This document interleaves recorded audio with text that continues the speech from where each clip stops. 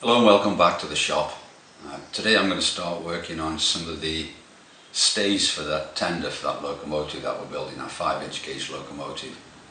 I've made some progress last week. I didn't do any video of it, but I was doing a lot of riveting. So I've got quite a bit of stuff done on the tender frames. I'll let you have a look at it in a minute. I'll spin you around and you can have a look at it. But we're going to be doing some stays and we're going to be using the lathe to make them. They're pretty simple, straightforward components. There's 4 of them that we need to make, and then there's a couple of brake shafts that we need to make as well. So I'll spin you around and we can have a look at this tender. I can show you what I've been doing. Right, you can see the tender frame there on the bench. You can see I've riveted the spring hangers on. I've put the reinforcing plates on at the bottom here. I've riveted the brake shaft brackets here. And I've riveted the handbrake brackets on the inner frame as well. So we've done quite a bit of work. I've just dropped one of the wheels in, one of the castings. There's one of the cast wheels for the tender. Typical London North Western Railway pattern, with a square or rectangular section through the spokes. They've got to be machined yet. That's another job that we'll be doing. That'll be a job for the lathe. But there you go, that's the frame. So you can see we're making progress now. You know, we're not doing bad at all. Getting a lot of riveting done. I used a whole pack of 1/16 rivets last week doing that. There's 100 rivets in a pack. So we did quite a bit of stuff. But anyway, we're making the stays, and I've put some bolts in here just to hold the reinforcing plates in place, because believe it or not, there's no rivets in here to keep the plate and the chassis together. I don't understand that. I actually think if you look on any of the photographs, you'll see the rivets where I've got them here, and you'll see the nuts from the stays. That's where the stays fit, by the way, incidentally, just where the bolts are here. You've got 1, 2, 3, 4, and they go the full width of the tender onto the other frame. But I wondered if there was actually countersunk rivets in here. But then you'd say, why do you need countersunk rivets? It doesn't make any sense at all. Because what would happen is, over a period of time, you'll get water in there, and you'll get rust jacking, and it'll jack itself apart. So I did wonder if they were actually countersunk rivets, but I don't know. Anyway, we're going to be making the stays today. So we'll spin round and we'll have a look what we're doing on the lathe. And I've got the material cut ready. I've got some material for the 2 brake shafts. The brake shaft, which is here. You see the bracket there, it goes from there to there. Yeah. And the other one's from here to here inside. Can you see the 2 brackets there? There's one there and there's one here. It just spans them 2. We've got to make some brass bushes and other bits and bats for them. I've got a lot of levers and linkages I made a long time ago. They're in a little box over there. So right, let's have a look at the lathe then. Right, I've just had to change the battery because it just went flat on me. So I've just had to put a new battery in. Anyway, the chucks just screw onto the headstock spindle here. That's the 26mm bore up there. It's actually a 4-Morse taper in the end here. So if you needed to put something in there, some tooling or whatever, it's 4-Morse taper. Anyway.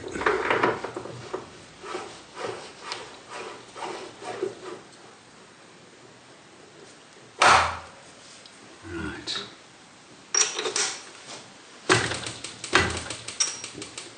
There you go. Right. Tighten that. This is quite a useful little chuck, this is. One of the things I found when I first bought this chuck in the collet set, the collets were really poor. You couldn't hold things true with them. So I went through an exercise of replacing them all, got some better quality ones.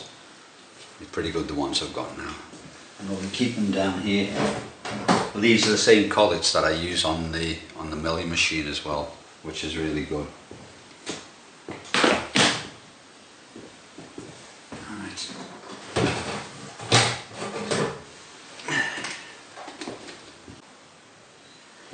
I've got my 7mm collets here. They go off in 1mm increments. It'd be nice if you could get some imperial ones. Maybe that just goes in.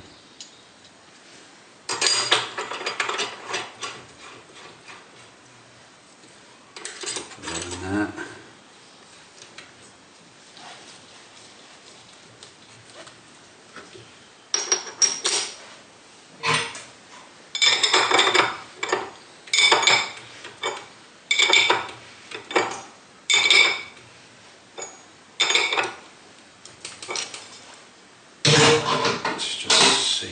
Sticking out. Should be okay. You don't want much sticking out because this is only 1/4 inch diameter. If you have it sticking out here, it's going to be bending all over the place. All kinds of problems. Right, you can see that that's the piece we're making there. I make 4 of them. Pretty straightforward little job. So we'll be doing a little bit of turning, facing, and then we're doing some thread cutting with the tailstock die holder. Right, we need the turning tool. That's my chamfer tool. It's my turning tool. I don't know if you can you see there? Yeah.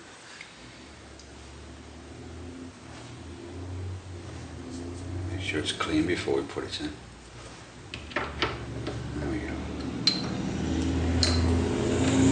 Good thing about the digital readout, I've got it switched on as well now. We can face it off and we can zero it out, so we know exactly how far we're moving in either the X direction or the Y direction. So right, we've got power on. Let me grab my glasses.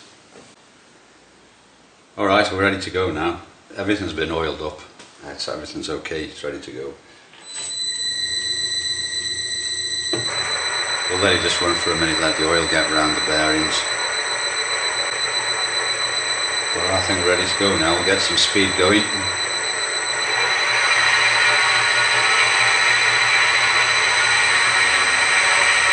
Alright.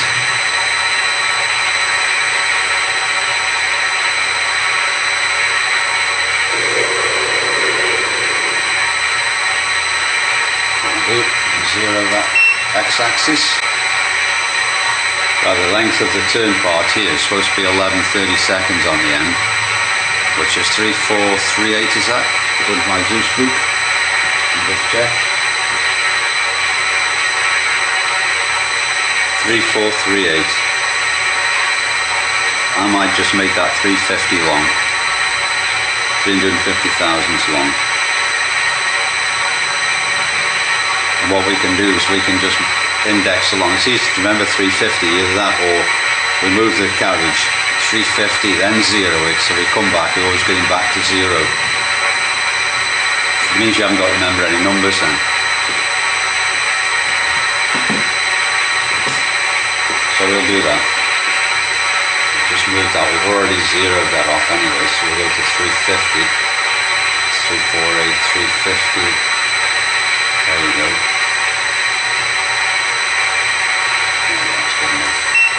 So if we zero that now, we're just working away to zero every time. And we'll touch off. There we go, so that was zero on the Z-axis as well. Okay. Alright, we've got to turn that down to 4mm that there, so we want to be down to, I think it's 0.157 according to the book. So what we're going to do is we're going to make life easy for ourselves. We're going to turn it down to 160. It's an easier number to remember. So we're going to take off 90 thousandths, and then we can fine tune it to get the 4mm. Okay. Alright, so we'll take 90, so it's 45 either side.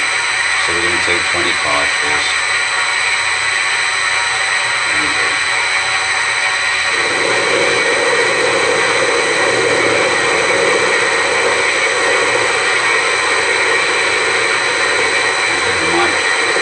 Tip as well.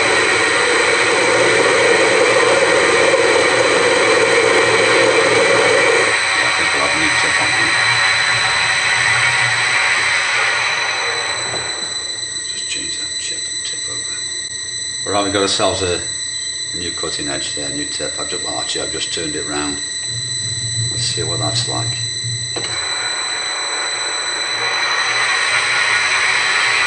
Speeding it up a little bit as well. We'll see.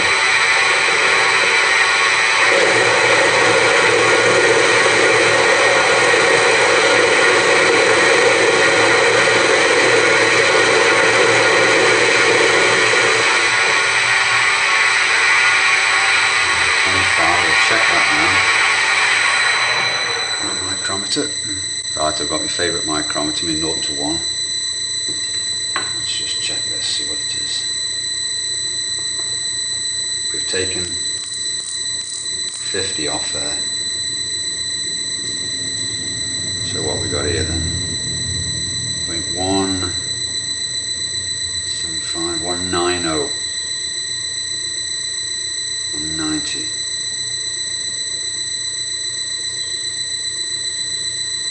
That's actually 60, isn't it? That's come off that.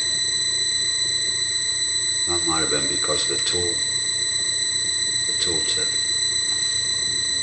Anyway, so if that's 190, we're going to take it down to, what did I say? 160. We've got another 30 to come off. So maybe what we'll do, we'll just take a 10. So we'll take that to 30. There you go.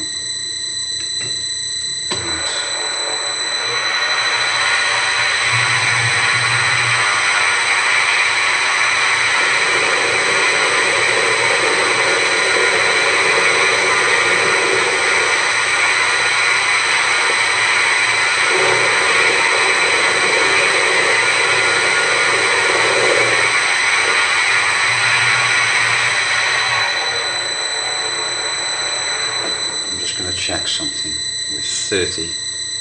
It's 30 thousandths on the y-axis. We're going to just check that for center height. I want you to check this, make sure that it's square. You can tell me if it's square or not. How does that look to you? I don't think it's bad, is it? Let me get a square and we'll just do a proper check.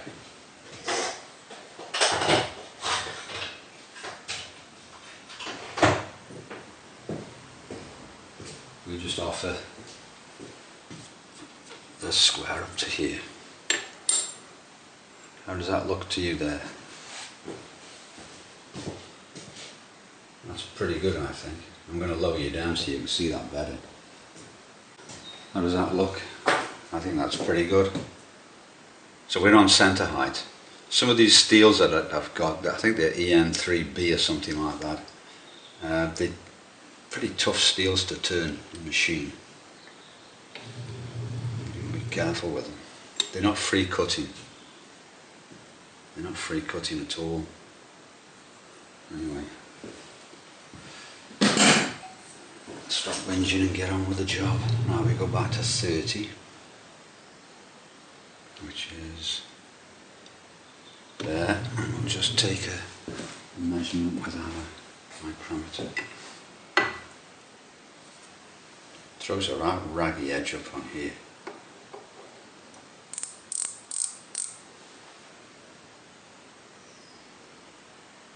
$80. So it's taken 10 off, which is what we wanted.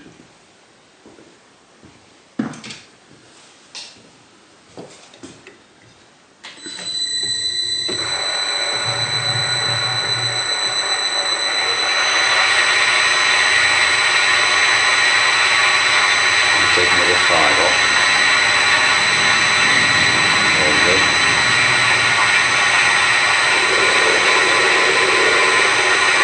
It does turn a little bit better if you put some cutting oil on it.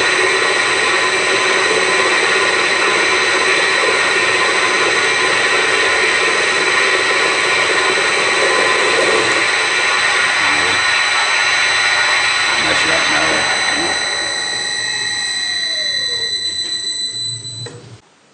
Let's check this again.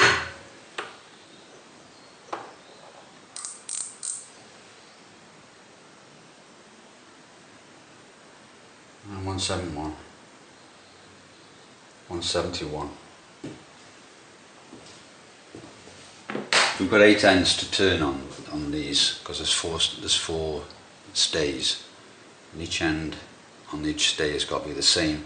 So what we do is we just prove everything on the first one, make sure everything's right, check the settings, and then what we do is just make all the others the same. So it'll be pretty straightforward. So that was 171. Now what I'm going to do is, because we want 157 total, but we were aiming for a nominal 160 to get us in the ballpark. So we're going to go to, let's go to 40. Okay, switch it on first.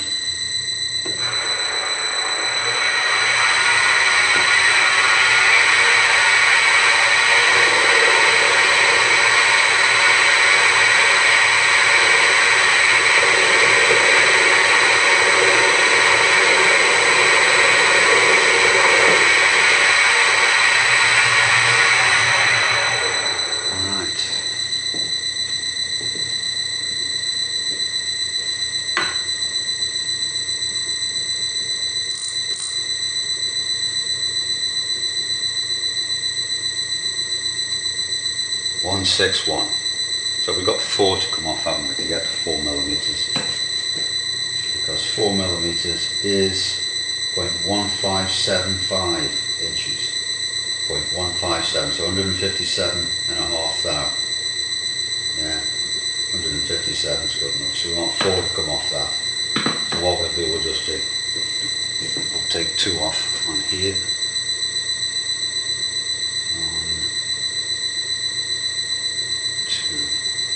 That should be fractionally under that, shouldn't it?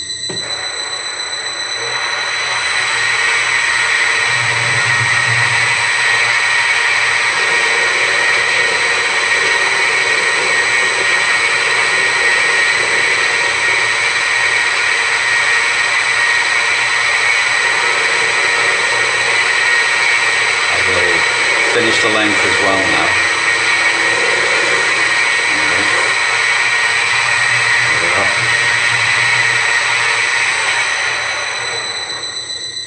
Measure this, and if that's okay, what we'll do is we'll zero this out. Okay, take it out, chamfer it, and then we can thread cut that then. You could cut the metric thread with this here, but it's easy enough with the die.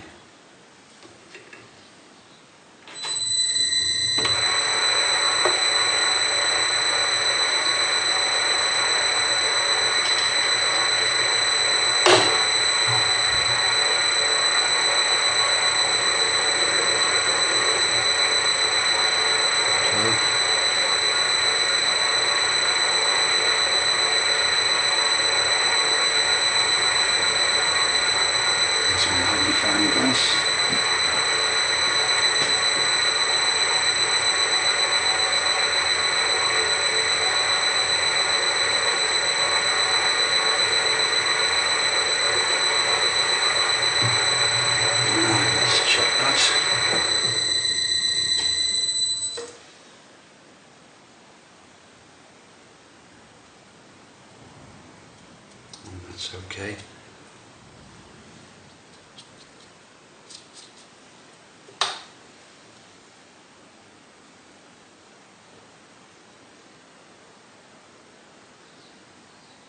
That looks alright, that does. Right, you can see this at the part here. Try and zoom you in. And zoom doesn't focus very well, I don't think. We'll have a look anyway. There you go, just see it there. So all we've got to do now is thread cut this here. We won't go quite up to the shoulder, we'll leave it so it's about 3/30 seconds. We'll put the 4mm thread on and that's done. Now we'll turn it round. What we need to do is to set the length of it as well, so we'll do that too. Right, we'll get that thread cut. I can't leave you where you are now because I need to stand there, so I need to move you back to where you are. It's only a small lathe, we haven't got much space at all to operate on it. So I'm going to have to move you back where you were. Alright, we're going to be using our M4 circular split die, as you can just see here. There you go. And that fits in there.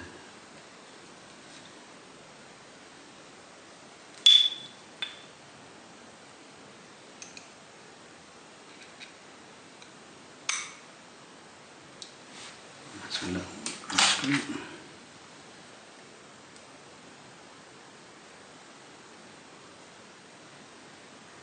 So you can see I'm just down in the middle, grub screw up fits into the slot.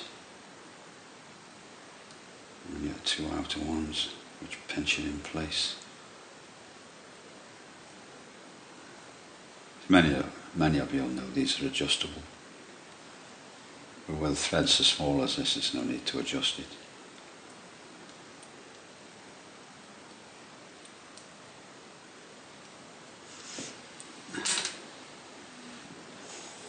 You always like to leave something in the tailstock, even though you're not using it, because then it stops any chips getting into the spindle here, down the bore. It causes you a lot of problems.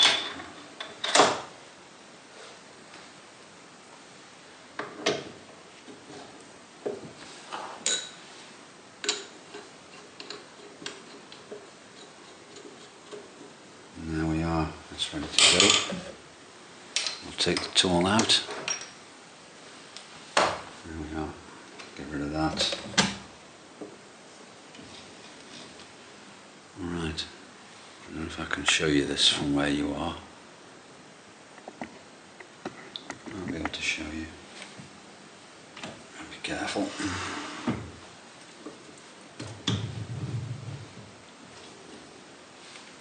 Because I've got this in, I haven't got much space at all, I might have to take it out.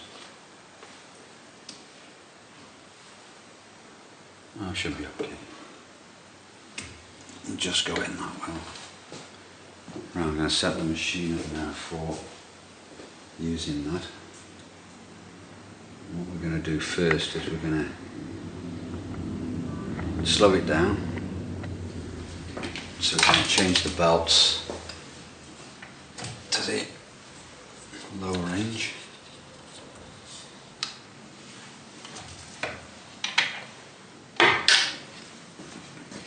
That's the back gear for it here, back gear system. Right, I'm going to put it in and show you the control. Down here, look, here you are, you can see it just about. I'm going to put the control into jog. I'm going to leave it in forward. And I'm going to engage the clutch. You see, the clutch is engaged. So now, when I bring you down to show you the spindle, when I operate the green start button here at the bottom, you can't see that now. What will happen is the spindle will turn. And as soon as I let go of the green button, it stops. Okay.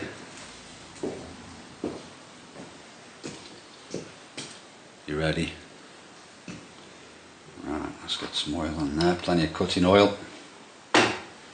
Alright. I'm going to try and keep my head out of the way. If it gets in the way, give me a shout.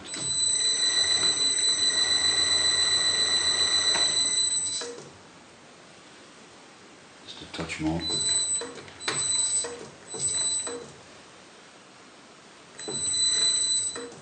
Right, switch the control to reverse. That brings the tool out. And let's have a look where we are with that. Don't think it's far enough yet. No, we've got probably about another 2 threads to go. Back into forward. Pick itself back up again.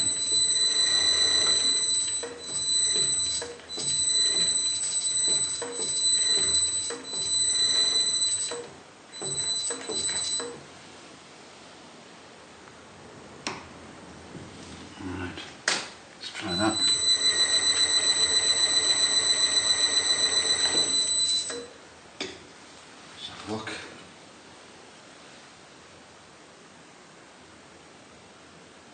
I think that'll be okay. Alright. And there we go, that's all there is to it really, there's nothing fancy about it. So there we are. What I'll do is I'll do one end on all the 4 stays, and then we'll turn them round and we'll set the length, and then we'll do the other ends. Right, I've done all the ends, or the first end on each rod. Got to do that one now. So what I do is I measure individually from that shoulder to the end, and I work out how much I've got to take off, because the shoulder to shoulder distance has got to be 6 1/4 inches. So what I'll do is I'll do this first one. I've got to take off 77 thousandths on the end, which gets it to 6.6 inches, because each end is 350 long.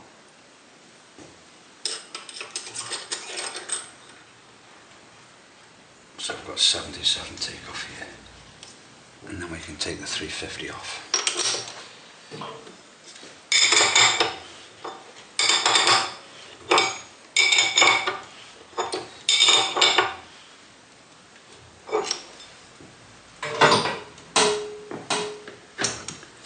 My glasses.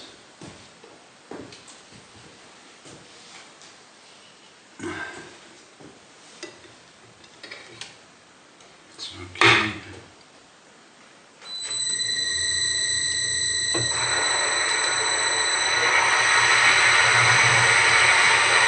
Tooling.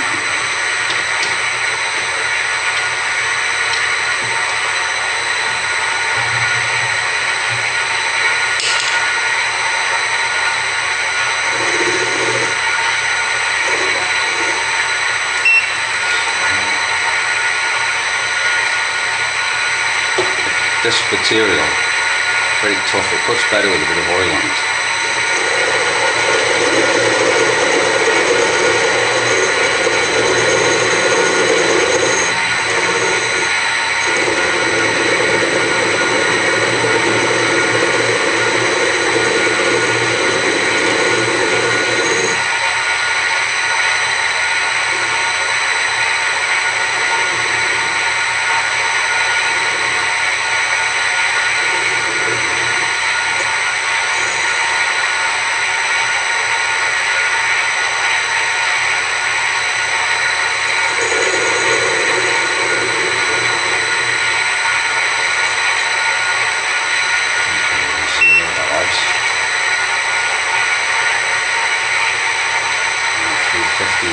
Same process as last time. Go to 350. 350.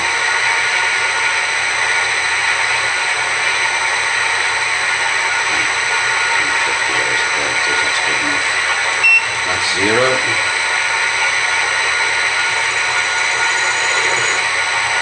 Okay, you can take it down to 20.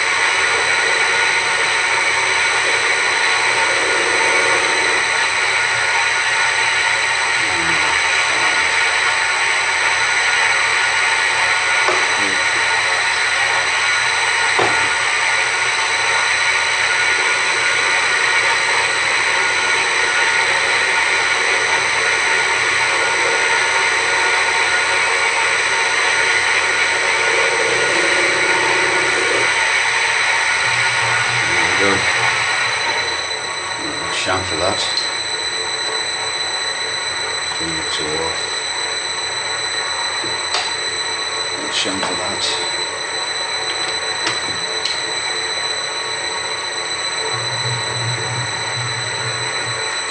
There's my ribbon from the glass. See what I'm doing.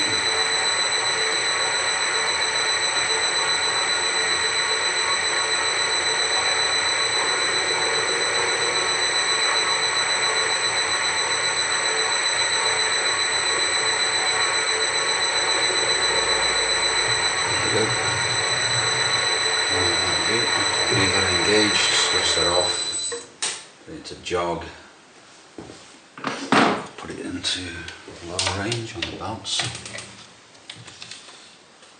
Okay.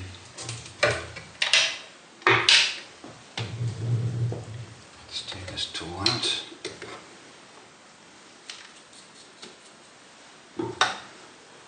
Anyway, get rid of that.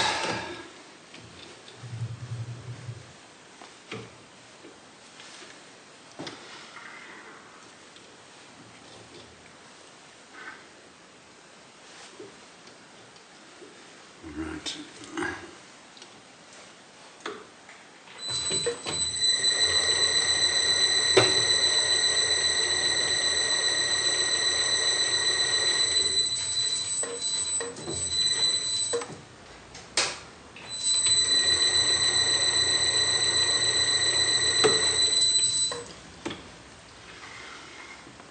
I think doing this process is probably the only time I ever use reverse on this.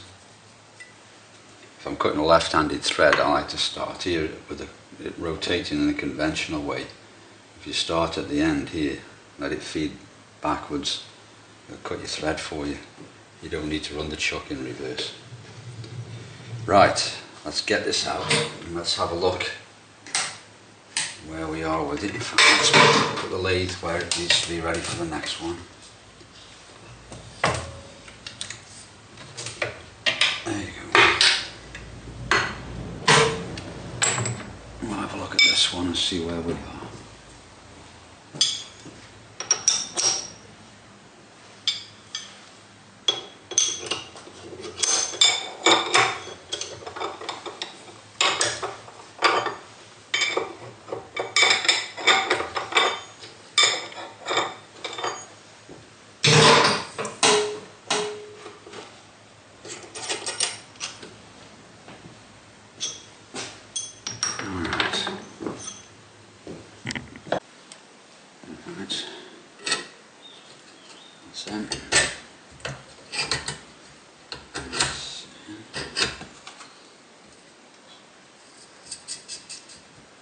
Put these nuts on. I'm going to put a flat washer on the outside as well. And I might make some nuts special for these so they're a bit thicker. Looks more in keeping with the prototype then. But let's just pinch these up and then we'll check that frame width here. We want 6 1/4 inches. So 6 1/4 inches. That's good enough. 6 1/4. I'm happy with that. You know, there's fabrication, so you know you wouldn't expect incredible precision like you'd have on a surface grinder or anything like that, but I'm happy with that. So what I need to do is make another 2 the same as this, the front 2, and then the back one, because we've got the guard irons, we've got to take 1/8 of an inch off. So instead of being 6 1/4, they're going to be 6 1/8, the back one, just because of the guard iron.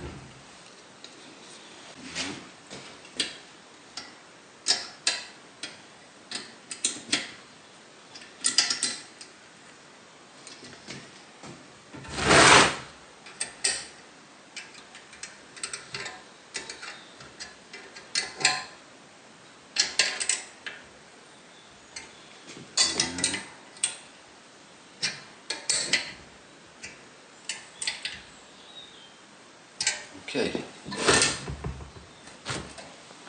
When we do our final bolt up with this, I'm going to put this on the planing table, on the planing machine to get everything level.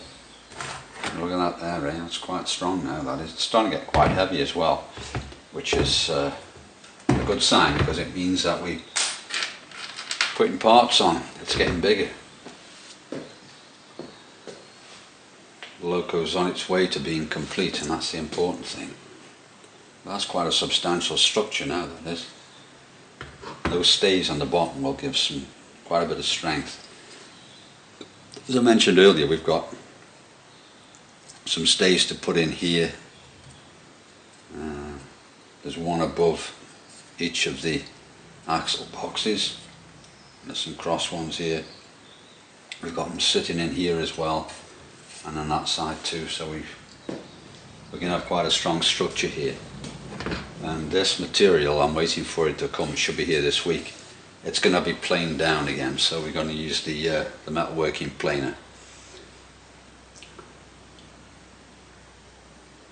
But I'm liking that, that's pretty good. We're making some progress. Alright, well there you are, we've just had a little update on our tender frame. You can see we're making good progress with that, and I'm pleased with that. Maybe the next thing we'll work on is the brake shafts. There's 2 brake shafts which fit in here, I mentioned earlier on to you. Once we get them fitted in, or manufactured, we can start positioning the levers, and the levers I've had manufactured for a long time now, for quite a while. And they're in my little tin on the bench just behind us there. So we can do them, and we can also, if the material comes this week, we can make the stretchers, which is to go in here, which I've just mentioned to you, so we can do them. But I've got a few things on this week. I've been trying to sort out, and last week actually, I've been trying to sort out my computer, which I have sorted out now, because it's one of these which isn't Windows 11 compatible. And I've contacted one of my suppliers I used to use, or we used to use when we were in business, and he sorted me a computer out. He's a good lad. But well, I'll get the computer, hopefully it'll come tomorrow, and I can start getting that sorted out. As time's running out in that Windows 11 thing. I did ask him about, I've seen on the internet people, doing things to the computer to make it compatible for Windows 11. And he says I wouldn't bother, because my computer's 7 years old now. It's a good computer, but it's 7 years old. And he says what you'll find is that you put things, you'll do something to your computer, make it compatible, and then something will change in the near future, and then it's no longer compatible. You've got problems with this program, problems with that program. I didn't want that hassle, so I just bought a new computer, and Graham sorted everything out for me, so I'm pleased with that. And hopefully it'll come tomorrow, and then maybe later in the week I'll sort out getting it up and running. But anyway, on Thursday, I'm not going to be about on Thursday, because I'm going to the Midlands Model Engineering Exhibition down at Foss Way on the Leamington Spa. So I shall be there. I'll maybe list of bits and bats that I want. It'll be interesting to see what stuff is there. It's a really good day out, I quite like going there. They have exhibitions showing the different model engineering groups from around the Midlands area. People display their work. You'll see traders and all kinds of things, so there'll be a lot of stuff there. So I shall be there on Thursday, but I'm going to try and put this video out maybe today if I can, so you can have a look at it and see what I've been up to. But anyway, thanks for watching, and I'll see you next time. Alright, thank you.